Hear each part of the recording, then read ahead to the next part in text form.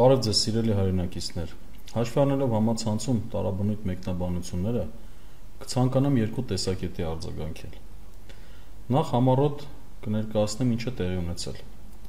2025 թվականի հունիսի 27-ին Մայր աթոռում հրավիրվել էր քահանաների ժողով, որի աշխատանքները համակարգելու էր Միքայել Սրբազանը։ Այդ ժողովը կազմակերպչական իմաստով հրավիրվել էր 1 ամիս առաջ։ Քրեական վարույթը նախաձեռնվել է 2025 թվականի հունիսի 17-ին, սակայն հունիսի 27-ն էր ընտրվել Միքայել Սրբազանին ձերբակալելու համար։ Այդ օրը առավոտյան վաղ, երբ ԱԱԾ աշխատակիցները այցելել էին Մայր աթոռ, իրենց տեղեկացրել են, որ 200-ից ավելի քահանա է այստեղ մասնակցելու ժողովին եւ սխալ է դիտվելու, որպեսզի բոլորի աչքի առջև դուք իրենց հոգեվոր հորը կամ եղբորը ձերբակալեք։ Առաջարկվել էր ժողովից հետո Միքայել Սրբազանը կամովին ներկայանա, քանի որ խուսափելու մտադրություն չի ունեցել։ ԱԱԾ աշխատակիցները չեն համաձայնվել եւ ասել են, որ պետք է հիմա կատարվի քննիչի որոշումը։ Երբ լուրը Միքայել Սրբազանի հետ միասին ասեցին քահանաներին, դա առաջացրեց նրանց արդար զայրույթը։ Ներկա քահանաները դա համարեցին եկեղեցու եւ անձամբ իրենց դեմ ուղղված քայլ։ Այդ ընթացքում Մայր աթոռի տարածք ներխուժեցին դիմակայված ԱԱԾ հատուկ ջոկատի ծառայողները եւ ոստիկանները։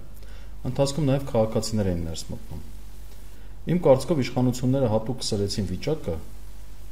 բայց ան դուրս եկավ իրենց վերահսկողությունից, քանի որ ներկայացող քաղաքացիներն իրենց գիտակցության մեջ Մայր աթոռը պաշտպանում էին ապօրինի ներխուժումից, եւ իրականում այդպես էր։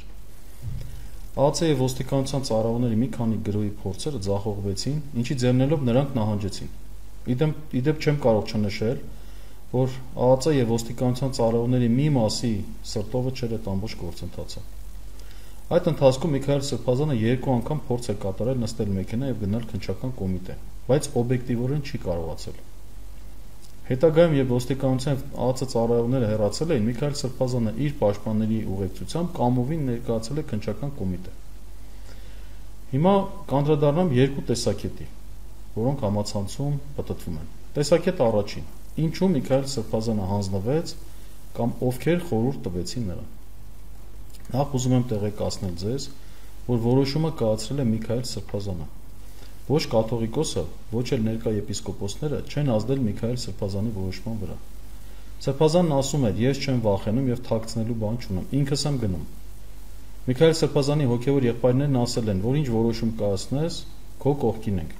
Եթե Միքայել Սրբազանին ճանաչեիք, ապա նման հարց չէր առաջանա, որ իրեն կարող են ցուցում տալ կամ ազդել իր վրա անելու մի բան, որը նա չի ուզում անել։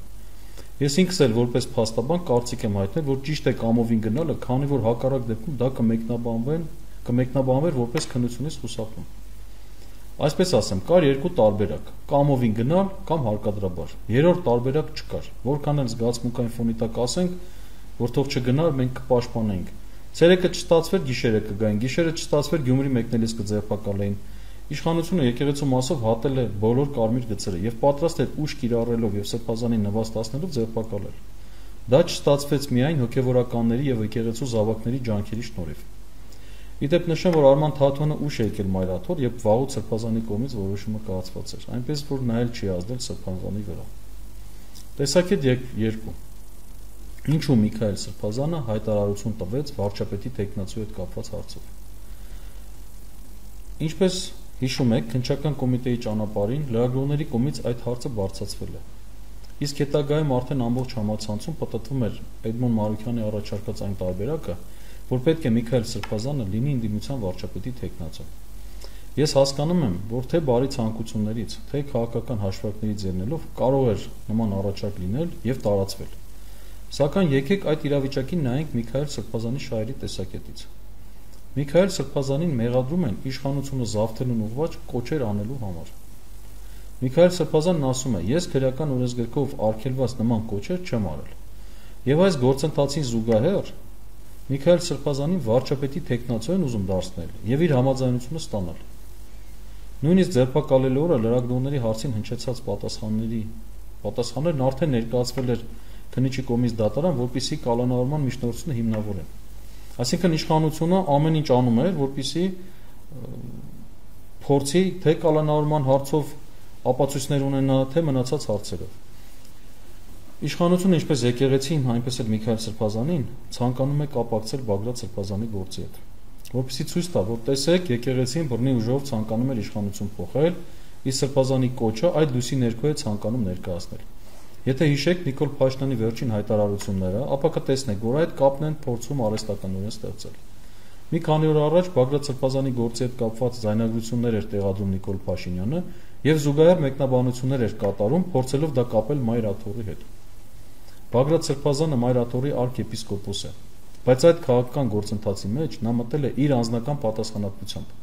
ինչի առնչությամբ նրա Տավուշի թեմի առաջնորդի լիազորությունները կասեցված են։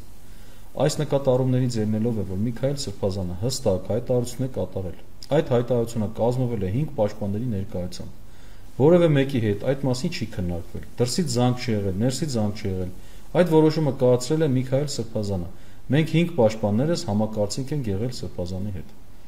Մնացած հարցերին, այդ թվում քրեական գործի անհիմն լինելու եւ ապօրինի կալանավորմանը կանդրադառնանք 2025 թվականի հունիսի 30-ին, երկուշաբթի օրը, ժամը 10:30-ին Փաստաբանների պալատի մեծ դահլիճում Միքայել Սրբազանի պաշտպանական թիմի կողմից հրավիրված մամուլի ասուլիսի ժամանակ։ Այնպես որ լրագրողներ սիրով հրավիրում ենք ասուլիսի։ Այսքանը, շնորհակալություն։